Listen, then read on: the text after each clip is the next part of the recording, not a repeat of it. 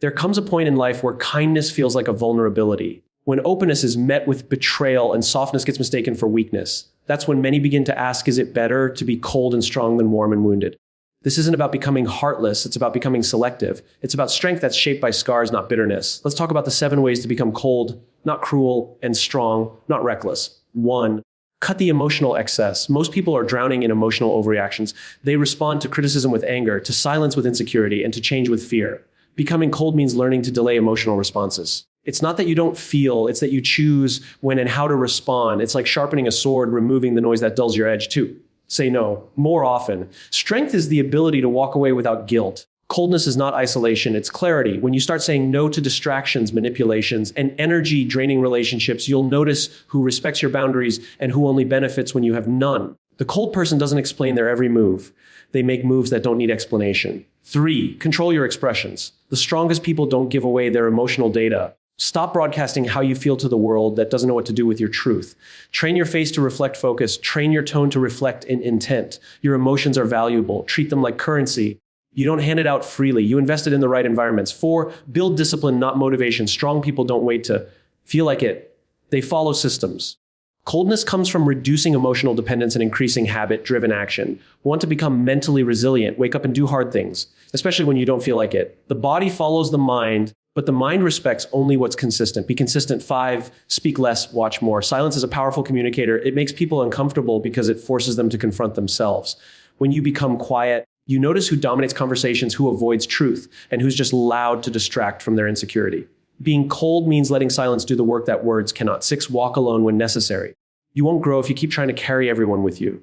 Coldness is realizing that not everyone is meant to go where you're going. When you stop fearing loneliness, you start building the kind of internal strength that doesn't collapse under rejection. Solitude builds focus. Focus builds impact. 7. Reward results, not effort. The world rewards results. Cold people understand that intention doesn't change outcomes. You can try your best, but if the result is failure, own it. Fix it. Move forward. Don't seek sympathy, seek strategy. Strong people hold themselves accountable, not emotionally hostage. That's how they win. Emotional detachment is not weakness, it's strategic self-preservation. This concept often gets misinterpreted. People assume that being emotionally detached means being heartless, indifferent, or devoid of compassion.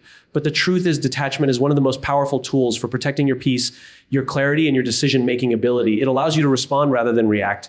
It teaches you to pause, to reflect, and to choose your energy wisely instead of wasting it on people in situations that don't deserve it. Emotional reactions are quick, impulsive, and often clouded by past experiences. They are driven by fear, ego, or unresolved pain. When you live constantly reacting to everything, every opinion, every comment, every inconvenience, you lose control of your mind. You become a puppet, pulled by the strings of other people's emotions and projections. Strategic detachment, on the other hand, is about reclaiming that control. It means understanding that not everything deserves your attention, not every insult needs a rebuttal, and not every loss requires mourning. Learning to detach emotionally doesn't mean you stop caring. It means you start caring more selectively. You start choosing who gets access to your inner world. You start realizing that some people feed off your reactions. They want your chaos because it validates their own instability. When you become emotionally unavailable to unnecessary drama, you stop becoming a source of entertainment or control for others. You shift from being someone who's easily shaken to someone who's grounded, present, and focused. There is power in silence, power in stillness, and power in choosing not to engage. Emotional detachment allows you to see things clearly. When you're not overwhelmed by anger or sadness or anxiety, you begin to analyze situations for what they really are, not what they feel like in the heat of the moment. You start identifying patterns. You realize that some people say things just to get a rise out of you. You begin to see manipulation where you once saw misunderstanding. This clarity gives you the upper hand. You're no longer easily fooled. You're no longer caught off guard. You become someone who observes more than reacts, who questions more than assumes, and who acts from intention rather than impulse. People who master emotional detachment are not emotionally dead. They are deeply aware of their emotional world. They just don't let it dominate them. They experience hurt, disappointment, and betrayal like everyone else, but they don't let it consume them. Instead, they sit with the emotion, learn from it, and let it pass. They don't hold onto it like a badge of honor. They don't tell themselves the same sad stories to justify their bitterness. They heal in silence and grow in private. That's strength. In relationships, emotional detachment protects your self-worth. It helps you avoid the trap of dependency, where your value is tied to someone else's approval. You stop needing constant validation because your sense of identity is no longer externally controlled. You can love without clinging. You can care without losing yourself. And when someone tries to guilt you, manipulate you, or control you, Your detachment shields you. You see the tactic, but you don't internalize it. You know your worth, and that knowledge makes you unshakable. In leadership, emotional detachment enhances your decision making. Leaders who are too emotionally invested often make impulsive choices. They promote people based on feelings rather than merit. They react to criticism instead of analyzing it. They allow personal biases to cloud professional judgment. A leader who practices emotional detachment listens carefully, assesses objectively, and decides strategically. They don't let praise inflate their ego or let criticism paralyze them. They stay focused on the mission, not on momentary emotions. In your personal growth, detachment creates discipline. You stop chasing temporary highs like recognition, applause, or revenge and start pursuing long-term fulfillment. You stop scrolling through social media looking for validation. You stop comparing your path to others. Detachment allows you to accept what you can't control and focus on what you can, your actions, your mindset, and your energy. And when life throws challenges your way, you don't crumble, you adjust, you keep moving. Ultimately, emotional detachment is a skill that requires conscious effort. It means checking in with yourself, breathing before reacting, and stepping back when your emotions try to take the wheel. It's a form of emotional intelligence. And like all intelligence, it sharpens with use. The more you practice detachment, the more you build mental clarity. The more clarity you have, the stronger you become. And the stronger you are, the less the world can shake you. That's not weakness, that's wisdom, that's power. Mental clarity comes from reducing emotional noise. Most people are not lacking intelligence or talent. They're drowning in distraction. They can't think clearly, not because they don't know what to do, but because their minds are constantly pulled in 100 directions. Every negative comment, every perceived rejection, every delayed message, these things stir up emotional responses that fog the mind. Clarity is not about finding answers. It's about clearing the interference that blocks them. Emotional noise shows up in subtle ways. It's the voice in your head replaying a conversation from 2 days ago. It's the anxiety you feel about someone's silence, the insecurity sparked by a comparison, the anger that keeps revisiting you long after the situation has ended. These are not thoughts that guide you. They are distractions that exhaust you. They pull you out of the present moment and dump you into cycles of self-doubt, overthinking, and emotional reactivity. You can't build a sharp mind in a cluttered environment. Think of your mental space like a desk. If it's covered in papers, crumbs, and chaos, even the smartest person will struggle to find what they need. The same is true with your emotions. When your mind is cluttered with unresolved feelings, unspoken fears, and overanalyzed scenarios, even the best advice or strategies won't stick. You're not operating at your full capacity. You're operating from stress, from tension, from mental fatigue. And in that state, even simple decisions feel overwhelming. Reducing emotional noise begins with awareness. You must become the observer of your thoughts, not the prisoner of them. Most people don't even realize how reactive they become. They wake up and immediately check their phones, allowing someone else's message or headline to dictate their emotional state. They jump from app to app, conversation to conversation, taking in more opinions, more judgment, more data than their minds can process. And then they wonder why they feel lost, anxious, or uncertain. Mental clarity cannot grow in overstimulation. It requires quiet. It requires distance. One way to reduce emotional noise is to delay reaction. When something triggers you, a rude comment, a perceived insult, an unexpected problem, pause, do nothing. Let the emotional wave pass without chasing it. You'll be amazed at how often clarity arrives after the emotion fades. Most problems feel worse in the moment because your emotional system is in fight or flight mode. It tells you to fix it now, respond now, prove your point now. But strength lies in the ability to wait, to allow your rational mind to regain control before you act. Another form of emotional noise comes from attachment to outcomes. People get stuck when they believe things must go a certain way for them to be happy, successful, or validated. When that doesn't happen, they spiral. The disappointment isn't just about what happened, it's about the emotional narrative they've built around it. This means I'm a failure. This means I'm not good enough. Those stories add noise. To reduce them, you must challenge them. Ask yourself, is this fact or is this feeling? Is this reality or is this my fear interpreting reality? Social comparison is another heavy source of emotional clutter. The more you compare your life progress or personality to others, the less clarity you have about your own direction. You stop thinking for yourself. You start chasing what looks good instead of what feels right. Your mind becomes a battlefield of shoulds and shouldn'ts, a false urgency and invisible competition. But your path is not a race. Clarity returns when you remove the pressure to prove and replace it with the desire to understand. Understand your own values. Understand your own timing. Understand your own worth.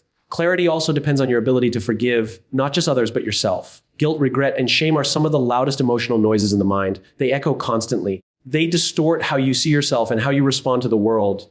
You can't think clearly when your inner voice is attacking you. You must learn to forgive yourself for what you didn't know then. You must learn to let go of the expectation that you should have been perfect. You are growing. You are learning that alone deserves compassion. Finally, clarity is sustained through boundaries. Not every opinion deserves space in your mind.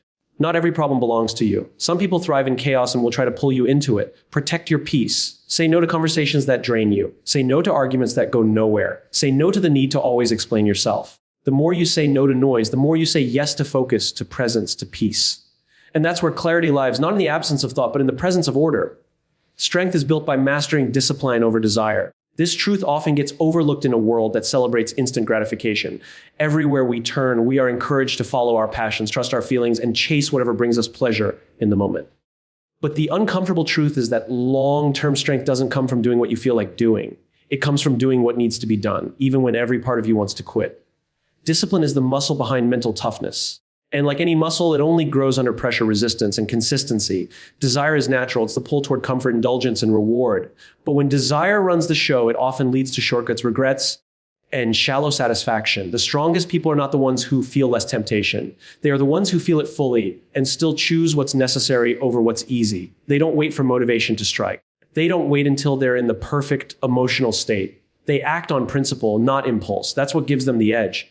Discipline means waking up early when your body craves sleep because your purpose demands preparation. Discipline means saying no to distractions, even when they offer quick pleasure, because your mission requires your full focus. Discipline means training yourself to do hard things regularly, not because you love suffering, but because you respect the future version of yourself enough to suffer a little now. You stop asking, do I feel like it? And start asking, will this move me forward? That small shift in questioning is the difference between a weak will and a strong mind. Strength is not loud. It doesn't show itself in moments of convenience. It shows itself in silence when no one is watching and you still choose the harder path. It's skipping the shortcut when you know the long route will teach you more. It's sticking to your word even after the excitement fades.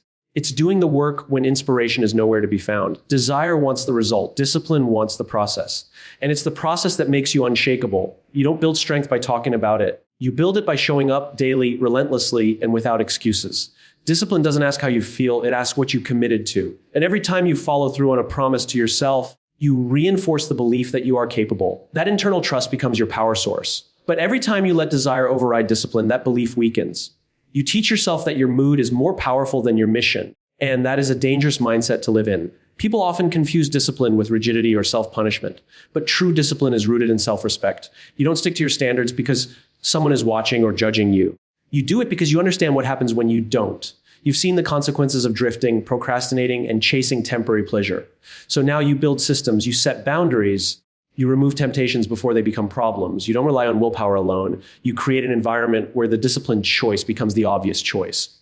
Over time, this kind of consistency rewires your identity. You stop saying things like, I'm just lazy, or I've always been like this. You start proving to yourself day by day that you are not your past habits. You are the actions you repeat. And with each disciplined decision, you build a version of yourself that is stable, focused, and internally powerful. That strength can't be faked. It's not cosmetic. It doesn't need validation. It's forged in early mornings, difficult decisions, and lonely hours of practice. Desire will always be there, whispering easier options, promising immediate reward. But when you've trained your discipline long enough, those whispers start to lose their grip. You learn to delay gratification, to sit with discomfort, and to value long-term fulfillment over short-term escape. And that's where real freedom begins, not in indulging every urge, but in mastering them. Because the person who can conquer their own cravings is stronger than the one who conquers the world. The more you choose discipline, the more you become immune to chaos. You stop being reactive, you stop being fragile. You start leading yourself with calm conviction. The world may not notice your silent victories, but you will feel them in your confidence, in your focus, and in the quiet knowing that you are no longer ruled by fleeting desire. You are driven by something deeper. That is strength. That is power. That is what discipline creates. Silence is a weapon in chaotic environments. In a world that is constantly loud, filled with opinions, reactions, arguments, and endless noise, silence becomes a rare and powerful force. People often misunderstand silence as weakness, as submission, or as a lack of confidence. But those who truly understand its value know that silence is not absence. It is presence in its sharpest form. It is not the avoidance of conflict, but the mastery of self-control. In chaotic environments where everyone scrambles to speak, to defend, to attack, the one who remains calm and silent holds the highest ground. When you enter chaos, whether it's in the form of confrontation, criticism, or emotional upheaval, your first instinct is usually to respond quickly. That response is often reactive, impulsive, and emotionally charged, is driven by ego, fear, or the desperate need to be understood. But in those moments, silence becomes your shield. It allows you to observe rather than absorb. It gives you time to process what's happening rather than becoming part of the mess. While others are tangled in emotion and noise, your silence creates distance between you and the storm. That distance is where wisdom is formed. Silence gives you leverage. When you say less, people listen more carefully. Your words begin to carry more weight because they are not wasted. You develop the ability to speak with precision, not with volume. This is especially important when emotions run high. In conflict, most people talk to be right. But silence gives you the power to listen, not just to the words, but to patterns, to the fear behind someone's anger, to the weakness behind someone's aggression. You start to understand the motives people hide behind their noise.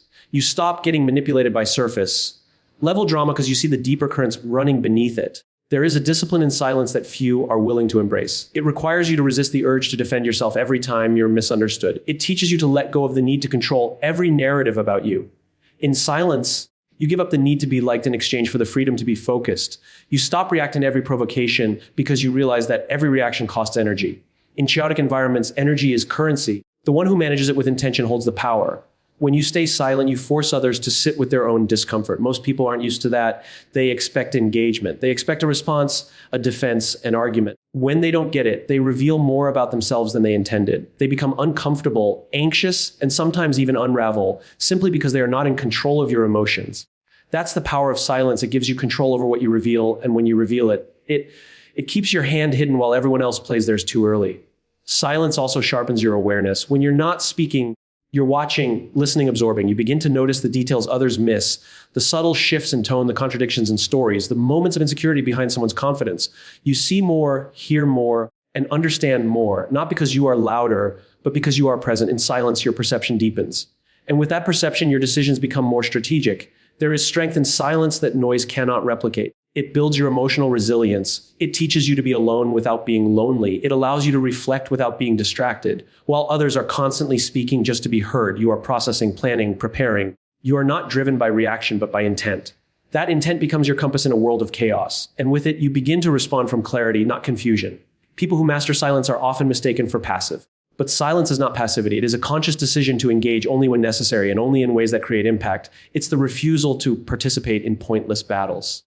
It's the discipline to sit with discomfort without needing to fill it. And it's the maturity to know that not everything deserves your voice. You start to realize that silence is not about saying nothing. It's about saying less so that what you do say carries the weight of presence, patience, and perspective. In the noise of the world, silence becomes a language only the discipline can understand. And in that silence, there is strength. Not the kind that shouts, not the kind that needs to be seen, but the kind that holds steady when everything else is shaking. The kind of strength that doesn't demand attention because it commands respect. Growth demands discomfort, not constant validation. This is a truth that challenges the modern mindset because we live in a world designed to keep us comfortable. Everything is optimized for ease. Food delivered in minutes, opinions affirmed instantly, entertainment available without effort. But real growth doesn't happen in comfort zones. It happens in the friction, in the pressure, in the resistance. The uncomfortable truth is that if you are always being validated, you're probably not growing. You're staying in environments that applaud your current self instead of challenging your future potential. Validation feels good. It gives you a sense of worth of being seen and appreciated. But too much of it becomes addictive. It conditions you to seek approval instead of improvement. It makes you afraid to fail publicly because you fear the loss of praise. That fear holds people back more than lack of skill ever does. Growth, on the other hand, requires you to move into spaces where you are not the best, where your ideas are not always applauded, where your efforts are not instantly rewarded. It demands that you lean into discomfort with the understanding that discomfort is feedback, not failure. Discomfort is a mirror. It shows you where you're weak, where you're blind, where you're avoiding effort. It doesn't flatter you, it exposes you. And in that exposure, there's an invitation, grow, or retreat. Most people retreat. They go back to what's familiar, what feels safe. But those who grow lean into that exposure and ask better questions. Instead of asking, why is this so hard? They ask, what is this teaching me? Instead of asking, why don't they see my value? They ask, how can I increase my value? That shift in mindset transforms discomfort from a threat into a tool. Growth also requires honesty, brutal, self-directed honesty. It's not enough to just want more. You have to admit where you're falling short. You have to face the parts of yourself you usually hide. That's uncomfortable. It's easier to be around people who tell you you're fine just the way you are. But if you surround yourself only with comfort, you build an illusion of progress. You confuse praise for development. You start thinking you're growing because people say nice things. But real growth often begins when the compliments stop and the work starts. There's also a deep emotional discomfort that comes with leaving behind versions of yourself that no longer serve you. It might mean distancing from people who no longer align with your path. It might mean giving up habits that once brought you joy but now hold you back. It might mean being misunderstood for choosing a different direction. That kind of discomfort doesn't get celebrated. It's lonely, quiet, and rarely validated. but it's essential because you cannot become who you're meant to be while clinging to who you used to be. Validation tends to keep people stuck in cycles of performance. You start doing things not because they are right for your growth, but because they will get you approval. You begin to filter your actions through the lens of other people's opinions, and slowly your identity becomes shaped more by perception than purpose. Discomfort breaks that cycle. It strips away the applause and forces you to evaluate your actions based on internal alignment, not external reward. That's where strength is born, not in being praised, but in staying committed when no one's watching. One of the greatest forms of discomfort is failure. And yet failure is one of the greatest teachers. It gives you real-time feedback. It shows you what doesn't work. It humbles you, breaks your ego, and reveals your limits. But in that process, it builds resilience. It forces adaptation. It triggers creativity. It pushes you to become better, sharper, stronger. Those who fear failure often avoid growth. They settle for average because average is safe. But those who embrace failure see it as a necessary ingredient for mastery. You grow most in the seasons where you are stretched, not celebrated. When you're doubting yourself, pushing through, facing resistance, and still choosing to move forward. That's where transformation happens. Not in the moments when everyone claps, but in the moments when you are clapping for yourself, even when no one else understands what you're doing. Discomfort refines your character. It tests your commitment. It reveals your priorities, teaches you that validation might feel good, but growth feels meaningful. The path to strength is never paved with ease. It's built brick by brick in the uncomfortable, unglamorous moments. Growth doesn't ask for your comfort. It demands your courage. And if you can stay in the fire long enough, if you can sit with the discomfort, face your weaknesses, and move forward anyway, you'll come out the other side not just stronger, but wiser, clearer, and far more powerful than anyone who only chased validation ever could be. In a world that constantly urges us to be agreeable, reactive, and endlessly available, choosing to become cold and strong is not a sign of cruelty. It's a declaration of self-mastery. It means learning to control your emotions instead of being controlled by them. It means choosing clarity over chaos, discipline over desire, silence over unnecessary noise, and growth over comfort. This journey isn't about becoming distant or numb. It's about becoming focused, intentional, and resilient. When you detach from emotional turbulence, when you master your impulses, when you hold your power in silence and embrace discomfort as the cost of growth, you stop being at the mercy of the world and start leading yourself. And in that self-leadership lies a quiet, unshakable strength that no one can take away from you.